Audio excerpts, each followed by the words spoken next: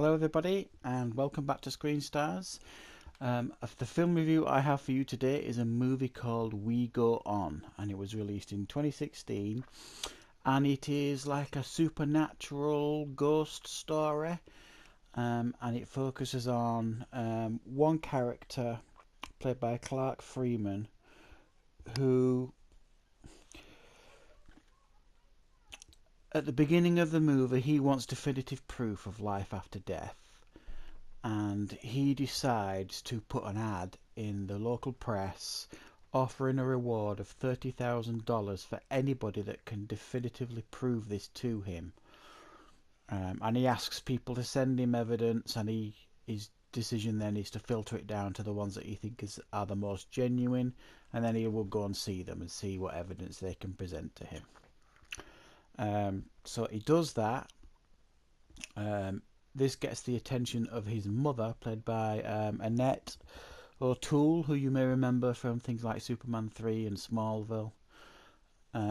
She arrives after seeing the advert, obviously concerned about him and wondering what is going on. And they kind of do this together then. They decide to do this together. And they whittle all the applicants down. I mean, he literally gets hundreds of applicants, and most of them are whack jobs. They're just lunatics. But he manages to whittle it down to three that he thinks may well be genuine. One of them is like a scientist, played by John Glover, actually, who was very good in the movie. Another one is like a medium, psychic medium. And the third one is like some rich guy that says that he's got some magical box that he discovered after all his travels that will show him everything that he wants to see, etc., etc. And those are the three that he decides to whittle it down to go and see who can prove to him, give him definitive proof of life after death.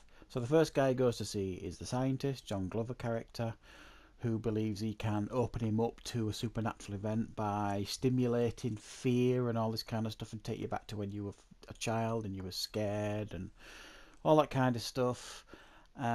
He goes and sees the medium, who they kind of think is a bit mad, a bit bonkers. And the third guy, the rich guy with this magical box, they never really get to see, and if you watch the movie you'll see why. I don't want to give spoilers away. But also he notices as well that he's got a voicemail left on his phone by an unknown caller that says they can also give him definitive proof of life after death.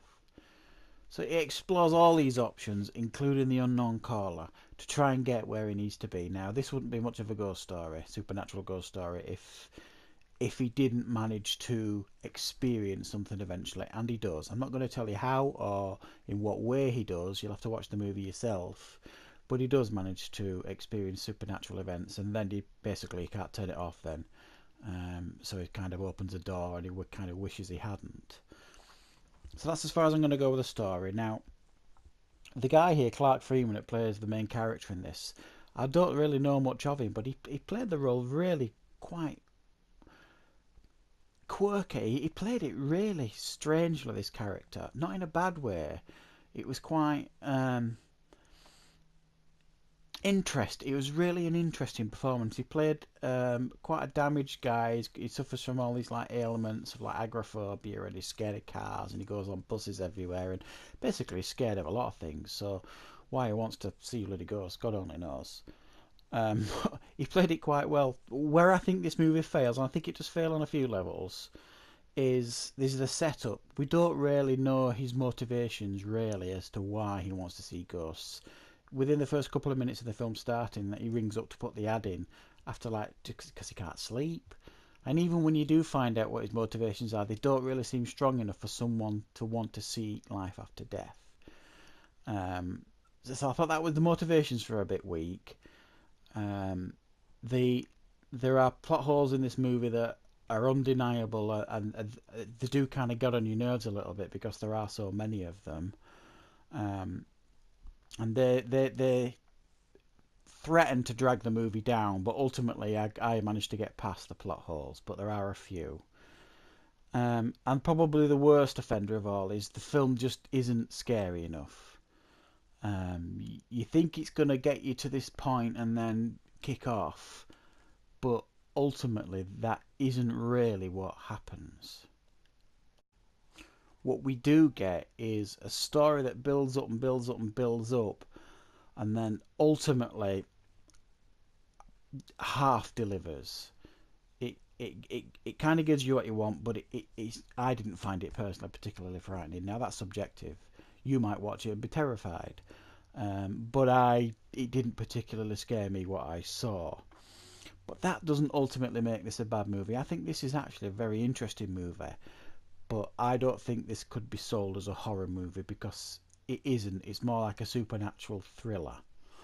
Um, this isn't a horror movie, and this shouldn't be going in thinking you're going to get a fright fest because you're going to be disappointed. You really are.